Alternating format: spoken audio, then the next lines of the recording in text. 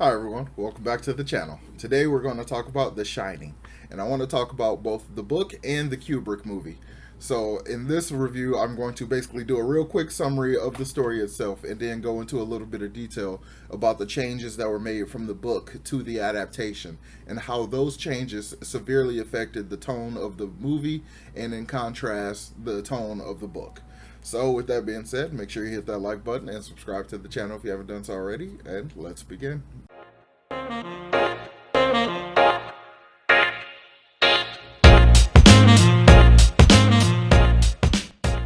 So, The Shining, since The Shining is probably the most famous or one of the most famous Stephen King stories there is, I'm going to kind of just blitz through the summary of the story because I kind of believe almost everyone already knows the story.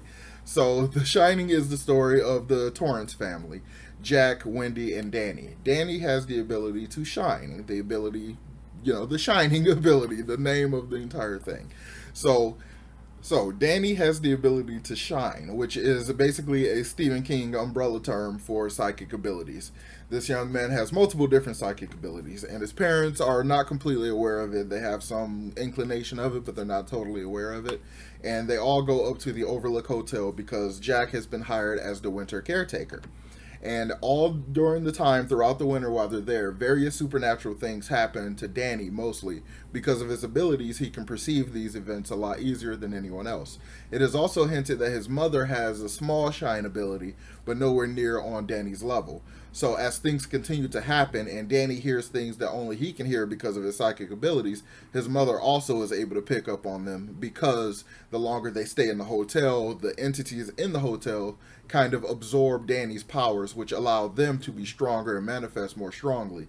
So that allows someone with even a weak level shining ability like Danny's mother to be able to perceive the different things that they're doing in the hotel. And all while this kind of stuff is happening, Jack is being influenced by the hotel. He has like no shining ability, and the hotel is using him as a puppet in order to carry out their physical wishes. So slowly over the course of the book, they take the fact that he is a recovering alcoholic and use that against him in order to keep pushing him and pushing him and pushing him so that they can basically create a situation wherein he will kill his wife and his son. Because if his son is killed, then the powers will be completely absorbed into the location, and all the ghosts and malevolent spirits and stuff will have full like corporeal ability. They'll be able to actually harm the living at will and do all kinds of stuff. So it's very imperative that Danny not get killed and not get absorbed. So in the beginning of the book, when they're being toured around the hotel, we meet Dick Halloran, one of the main cook of the hotel, and it is found out that he has the shining ability. Him and Danny immediately strike up a friendship, mostly because they both share the same ability, and Dick immediately becomes very protective of Danny because of the ability and because he's an innocent young child. And before Dick leaves, he tells Danny to use his ability and call for him if he needs help. So later on in the story, when Jack has been greatly influenced by the entities in the hotel itself and he's going crazy and trying to kill them, Danny uses his psychic abilities to beg Dick to come back to help. So he basically calls out and sends for help. And Dick does come back, and it kind of works out in such a way where he works as a distraction in order for them to kind of get away to buy a little bit more time, because during all of this, the really old boiler in the hotel has a pressure issue. So if the pressure rating goes above like 150 pounds per square inch, then it is at risk of full on exploding. So because of all the running around and trying to stay away from Jack and Jack going insane and losing time and stuff, he forgets to dump the boiler pressure. So by the time he's literally about to kill Danny, Danny then reminds him and the ghost, because the ghost want to preserve the hotel, that the boiler pressure hasn't been dumped. So it immediately causes them to focus all attention on trying to save the hotel itself, which allows Danny to get away, and it allows Dick to help Wendy, and those three eventually escape, leaving Jack in the hotel trying to dump the boiler pressure, but it is of course too late and the entire hotel explodes. So now I want to talk about some of the changes Kubrick made when he decided to adapt this into a film. So I want to start right there at the end. So in the ending, the hotel at the ending of the book, the hotel explodes as a result of the boiler. But in the movie, Kubrick doesn't have it explode. He has it basically left derelict and abandoned. And Jack, the main villain, of course, instead of dying in a fiery explosion, he is frozen to death in a hedge maze, which is also another change because in the books there is a hedge topiary. There are animals in the shapes, I mean, there are hedges in the shapes of animals as opposed to a giant hedge maze. So that is a significant difference right there. So just that alone sets up the premise that I want to talk about. The difference between the book and the movie. The difference is the book has a much warmer tone. The entire story is much warmer, down to the ending in fire, a much warmer, more solid, almost purifying type of ending, as opposed to the movie, which ends in ice. Everything is very cold, it's very silent. The entire tone of the film is very cold and very silent, as opposed to the warmth and atmospheric sounds, the warmth and atmospheric sounds that the book kind of portrays in its telling. So let's go into a little bit more detail so I can outline those particular things. So let me start off also by saying that all the most iconic things of this story, or about the movie, or about just in association with The Shining itself, like the blood elevator and the Grady twins and the all work, no play makes Jack a dull boy, and here's Johnny and all of that stuff, that is movie only. Nothing like that exists in the book. And even the Here's Johnny only exists because Jack Nicholson came up with it on the spot. He was thinking of Carson, Johnny Carson. So that's a complete ad lib, so that's not even credited to Kubrick. So all those things that are literally the most iconic things, including the picture at the end, all of that is 100% Kubrick. That's not coming from King, which I think is really interesting because some of those changes have the biggest impact on the tone to a degree. I'll go into more detail with that. So let's actually start off with one of my favorite differences, or one of the biggest differences in my opinion, I guess. The personality of Danny has been changed. In the book, Danny's entire personality is much more alive, much more gregarious, much more active and loving. He's still 5. He's far more intelligent for his age than a typical 5-year-old is, but he's like very affectionate and very intelligent, like speaks a lot and is just way more engaged than he appears in the book. I mean, in the movie, especially by the time they actually get to the Overlook in the movie, he basically stops speaking. And the entire nature of Tony and the way he's presented is much colder. It's much less, like, that's the only words I can really use. So I'm going to use the words warm and cold a lot, so it might get annoying and be warm. But the entire performance is one that I feel is much, much colder. So one of the prime examples I can think of is the interaction with Dick. So Dick in the book actually shows up much sooner and is basically a part of the tour that the family goes on with with the manager and the other guy, the maintenance guy. And so Dick is basically automatically like joking around with Danny. He's asking him if he wants to come to Florida with him and stuff, and he's like keep needling him with jokes and making Danny laugh and make him hug on his parents and stuff, and is getting a lot more interaction and a lot more personality out of Danny, as opposed to in the movie where we get just the reference to him calling him Doc before he should know that that's his nickname, and then later on the conversation when they actually sit down and have the conversation about The Shining, Danny almost says nothing. He basically says nothing. He has to be like any interaction has to be completely pulled out of him, which is the utter and complete opposite from the book. It's interesting because that entire interaction was so much more warm. Like I really don't have another word for it.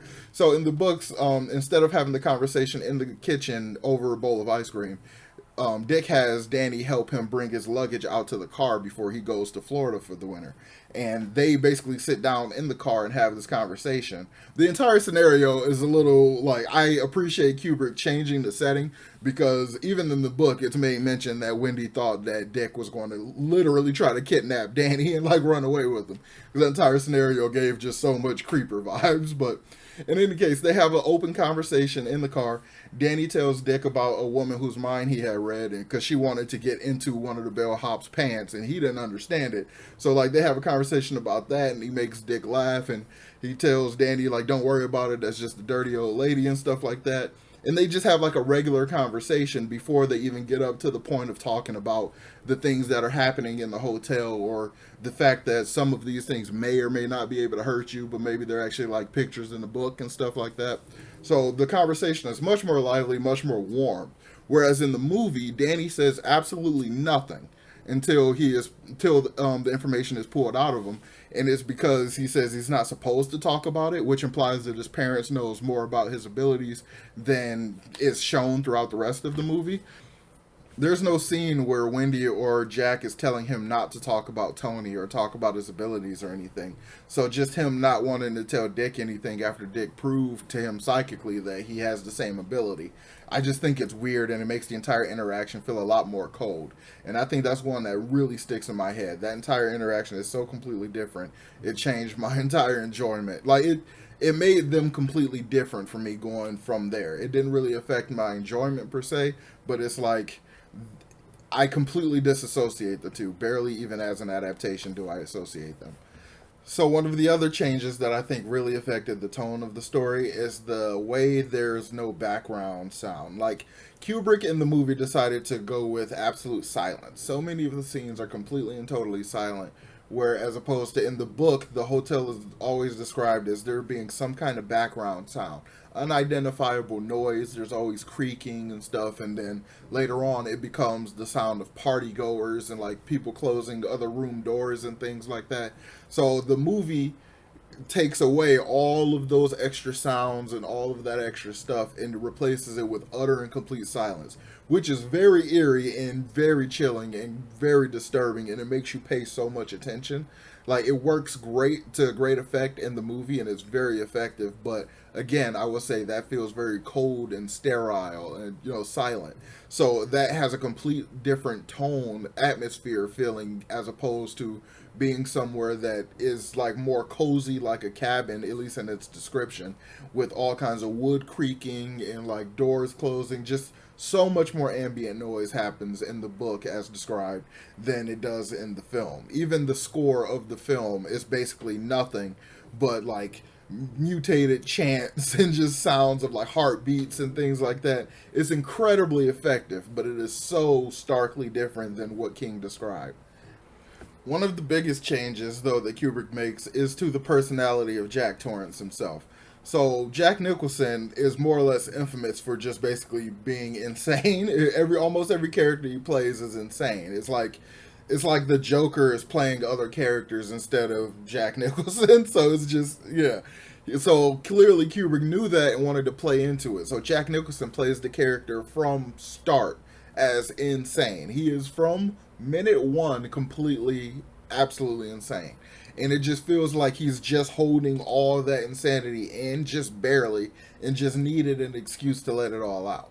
A actual story arc than just someone crazy getting in a situation able to go completely crazy, as opposed to the book where Jack John has a true story arc. The entire thing is so much about him, it is so in his head and about his fears and his insecurities, that you could argue Jack is purely the main character, like Danny is only side and secondary. But the entire nature of the book, his remorse and his feeling of guilt and his fear of his own temper and the trauma that he faced because he was abused as a child and his family was abused and stuff, and just all of that stuff makes this much richer, more warm, kind of understandable character that you can see that he desperately wants to redeem himself. He wants to do better. He doesn't want to hurt his family. He just wants the best for them, and like to the point of contemplating suicide for their benefit. Like, instead of both Wendy and Jack contemplate divorce multiple times, but only Jack's thoughts tinge towards suicide. He thinks basically if he can't be a good father and a good husband, then he'd rather be done. Like, so it's a much different tone, whereas I don't think the Ghost had to do a whole lot with Jack Nicholson to get him ready to swing that axe. So it's a completely different scenario. So it's a lot colder to have somebody already on the brink of utter and complete insanity who's basically ready and willing to pick up the axe and do all of that kind of stuff, as opposed to somebody who's truly trying to do this, only took this job for his family, is desperately trying to make ends meet, to help them out, to be good for them, to be better than he has been. So to just those two change, like, like that is probably one of the most significant changes that Kubrick made to the story. Is Jack is a completely totally different character, and Wendy is as well. But the part that Wendy plays is minor enough that it doesn't have a dramatic influence. Like instead of being dark haired and very like skinny and kind of mousy like Shelley Duvall is, Wendy in the book is really basically a blonde bombshell. She's almost a trophy wife to a degree. She's basically, it feels like to me that King was trying to get across that she's such a beautiful woman and a great wife and a great mother and stuff, that Jack has this, he doesn't feel like he deserves her, and it's a part of his arc to want to try to, work his way up to getting to the point of truly feeling like he deserves her. That's not in the other one. It's like Kubrick did so much to Shelley Duvall. He basically tortured her throughout the entire filming of that movie in order to get that kind of performance out of her. So every time I just see it, I just feel bad for her, the actress, not even a character. So when King talks about the difference between the book and the movie being one of ice and one of fire, I truly agree with him, and I really understand what he means, because the tones and the tenor of both movies are so vastly different. They feel like I guess they would be two sides of the same coin because the core of the story is the same, but it's very much one is warmth, one is cold, and it's just... So I think it's actually kind of interesting that this adaptation is actually very, very accurate to the book. Many of the lines and many of the events are pulled directly from the book. Just all the most iconic things like Blood Elevator and the Grady twins and the axe and all of that kind of stuff are Kubrick originals. But literally everything else is pulled directly from the book. Even like that picture thing, it feels like a reference to the scrapbook that Jack finds, but it's probably not. But all of that, the most iconic stuff, is film only. But that doesn't change the fact that this is an incredibly faithful adaptation. It's just very interesting that just a few tweaks and a few shifts can completely change the entire tone of the thing. Now, there are dozens of videos on YouTube explaining every single difference and all the nuances and stuff. I didn't want to do that in this video. I just wanted to kind of talk about some of the things that I noticed that for me completely shifted the tone of the story. So for me, the changing of Danny's personality and Jack's personality severely changes the tone from one of warmth and one of a family story to one that's cold and more akin to a slasher film.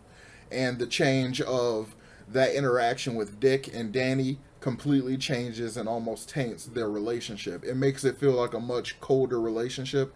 I wouldn't buy that Dick becomes the surrogate father to Danny after that conversation the same way I do in the book. And considering in the movie he's killed off, it doesn't actually happen in the same way.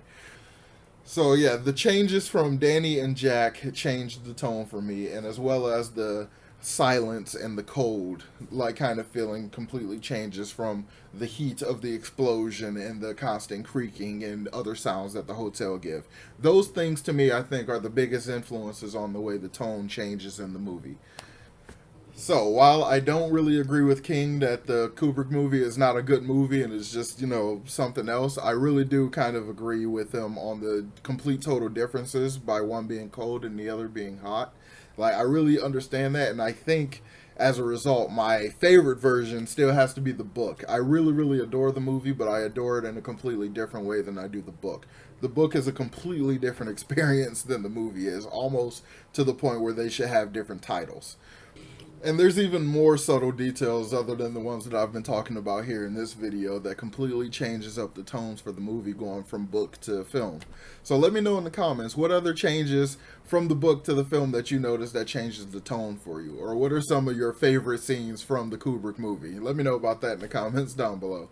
So make sure you hit that like button and subscribe to the channel if you haven't done so already. And I will talk to y'all next time. Peace.